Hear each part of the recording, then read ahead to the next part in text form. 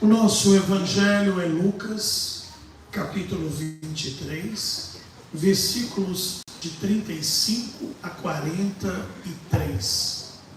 Lucas, capítulo 23, versículos de 35 a 43. O Senhor esteja convosco. Ele está no meio de nós. Proclamação do Evangelho de Jesus Cristo, segundo São Lucas. Glória a vós, Senhor. Naquele tempo,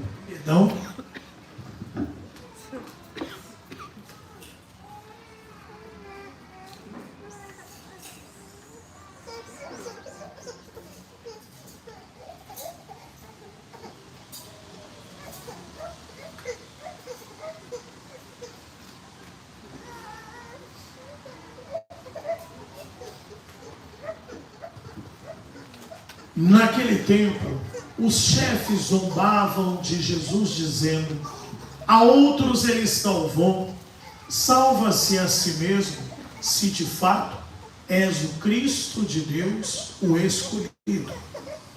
Os soldados também caçoavam dele, dizendo: ofereciam-lhe vinagre e diziam: se és o rei dos judeus, salva-te a ti mesmo. Acima dele havia um letreiro, no qual estava escrito: este é o rei dos judeus. Um dos malfeitores crucificados o insultava, dizendo: tu és o Cristo? Salva-te a ti mesmo e a nós também. Mas o outro respondeu, dizendo: nem sequer temes a Deus? Tu que sofres a mesma condenação? Para nós é justo o que estamos passando, pois recebemos o que merecemos. Mas ele nada fez de mal. E acrescentou: Jesus, lembra-te de mim quando entrares no teu reino. Jesus lhe respondeu: em verdade eu te digo, ainda hoje estarás comigo no paraíso. Palavra da salvação. Glória a vós, Senhor. Podemos nos assentar um instante. Amados irmãos e irmãs, além de nós aqui, nós temos também hoje mais 110 pessoas que estão celebrando conosco. A Luana, em São Paulo, a Fabiana, em Lagoa Santa, Luísa, em Urupi, Espírito Santo, a Elisângela, em Janaúba, Minas Gerais. Essas 4 irmãs representam um pouco, então, vocês que participam conosco. Queridos irmãos e irmãs, primeiro, quem aqui já fez primeira comunhão, levanta a mão. Você sabe de cor os 10 mandamentos e os 5 mandamentos da igreja?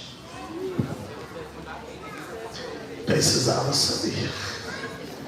Quem aqui tem 18 anos? Levanta a mão. Você, cadê o gente? Não tem ninguém aqui que já tem mais de 18? Desculpa. Quem fique com a mão levantada? Você que já tem mais de 18, você já leu a Constituição brasileira? Como é que você vai estar no seu país sem saber as leis dele? Quem aqui mora em prédio? Levanta a mão. Quem mora em prédio? Você já leu o código do condomínio do seu prédio?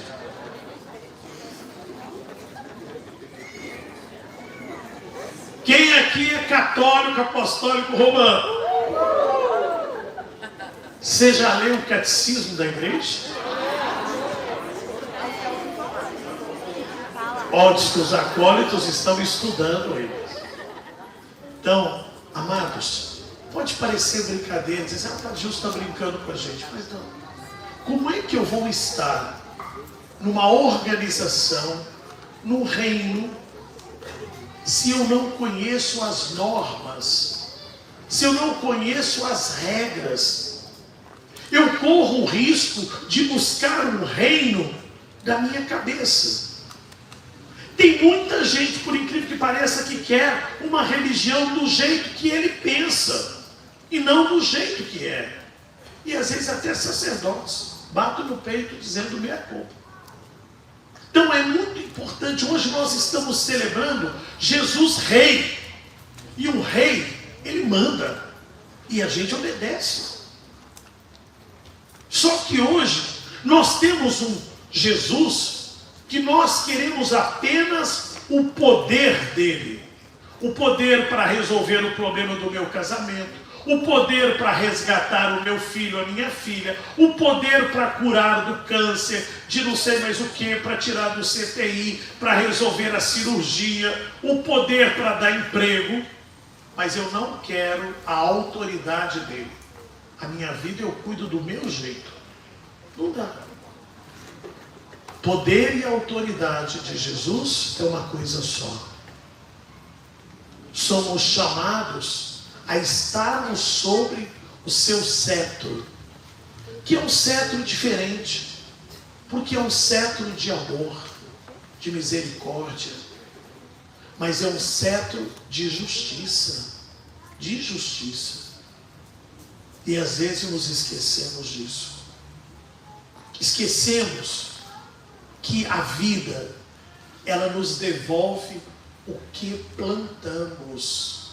A colheita não é daquilo que a gente gostaria. A colheita se dá a partir daquilo que eu planto. A partir daquilo que eu planto. E o que eu estou plantando? Por isso que o padre gosta de dizer, a obediência gera a providência. A obediência ao que está aqui nas Escrituras fará com que o rei se levante para me defender, para cuidar de mim. O Senhor é o meu pastor, nada me faltará, porque eu obedeço. As minhas ovelhas conhecem a minha voz. Eu as chamo e elas me seguem. Agora, quando eu estou seguindo a minha vontade, os meus desejos, os meus pensamentos, aí. E aí hoje, celebrando Jesus, Rei do Universo, eu sou chamado a me questionar, o que realmente manda na minha vida?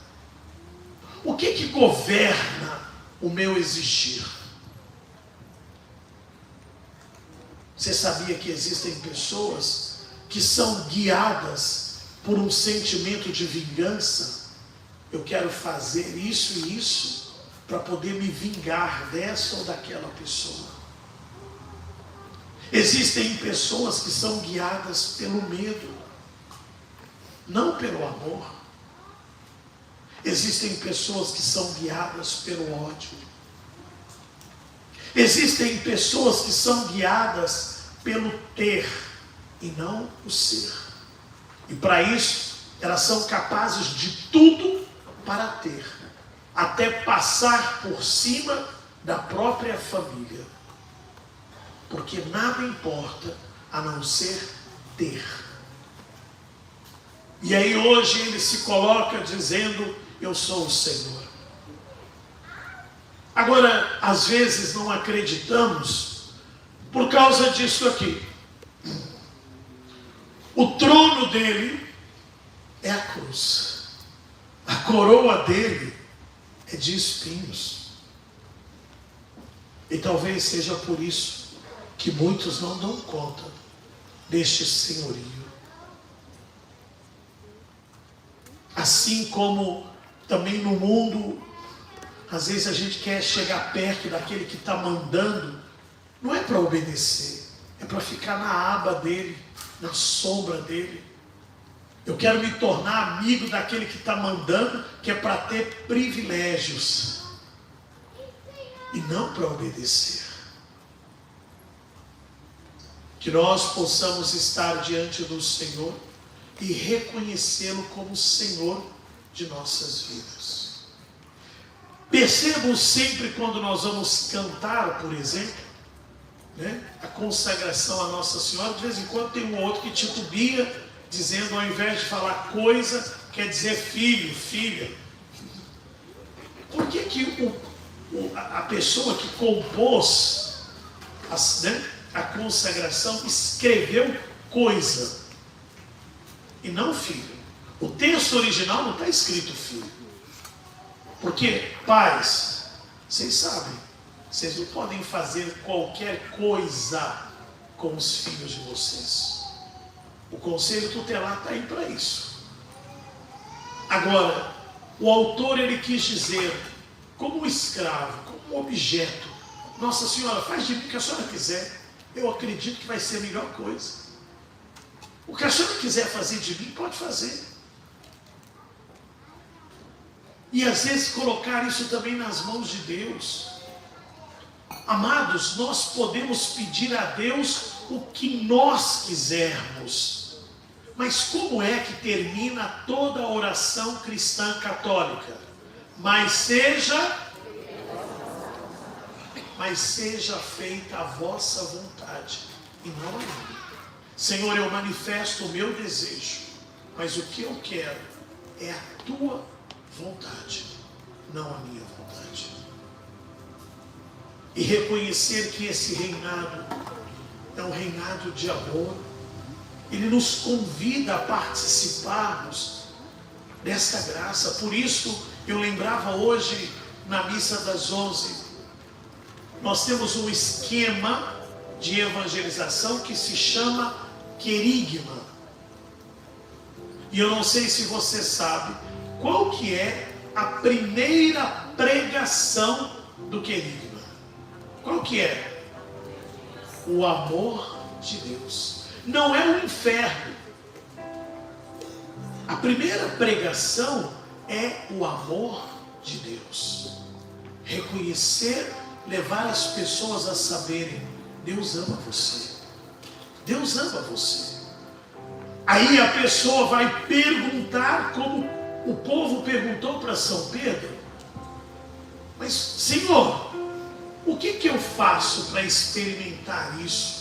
Eu não estou experimentando esse amor, o que eu faço? Aí vem a segunda pregação, conversão. Se converta, mude de vida. Aí sim. Só que às vezes a gente já começa assim, você não está indo à missa não? Você vai para o inferno. Você não está rezando não? Você vai para o inferno. Você não está, você vai para o inferno. Você está assim, você vai arder no fogo do inferno. A pessoa, opa! Você sabia que Deus te ama? Você sabia o quanto que Deus te ama? Mas meu irmão, minha irmã, eu não estou experimentando esse amor. Eu estou passando por tanta coisa. Pois é. Mas é porque o seu comportamento não condiz com aquilo que ele quer. Então muda. Muda para você experimentar o amor. Porque está lá em Isaías 59. O profeta está indignado. Ele diz, Deus mudou. A mão de Deus está fraca. O ouvido de Deus está surdo. Deus não me ouve. Eu estou rezando, eu estou pedindo e Deus não me atende. Sabe o que Deus responde? Meu braço não se enfraqueceu. O meu ouvido não se tornou surdo para não te ouvir. Mas o teu pecado colocou uma barreira entre eu e você. Está lá na Escritura.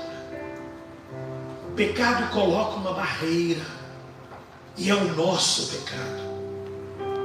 E eu preciso reconhecer essa limitação para experimentar a misericórdia e o amor de Deus. E o peso, eu sempre falo para os irmãos e irmãs na confissão. O peso da confissão não está no eu fiz isso, eu fiz aquilo, tantas vezes isso, 5 vezes aquilo, 10 vezes isso, 5, não. O peso da confissão está, eu errei, eu pequei e eu não quero mais pecar. Eu não quero mais pecar. Porque reconheço o amor que Deus tem por mim. E por causa deste amor, eu quero mudar. Por isso, antes do credo, eu quero te convidar a ficar de pé. E nós vamos rezar dizendo para Ele: eu te amo, Senhor. Eu descubro também o quanto que o Senhor me ama.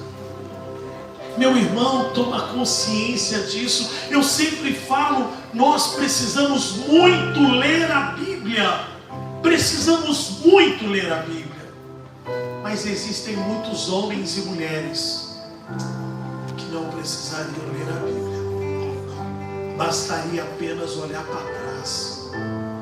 Meu irmão, minha irmã, quanta coisa que você já passou. Quantas lágrimas você já derramou. Quantos perrengues na vida você já enfrentou. Você acha que tudo isso foi por causa da sua expertise, que você deu conta de superar? Você acha que foi só a sua inteligência que te deu vitória? Ou hoje você tem que reconhecer, se não fosse Deus, se não fosse Deus. Eu gosto do Salmo 120. Eu levanto os olhos para os montes. De onde virá o meu socorro? Meu socorro vem do Senhor que fez o céu e a terra. Por isso eu amo e reconheço a sua bondade. Nunca falha. Porque se eu cheguei até aqui, foi pelo amor que Deus tem por mim.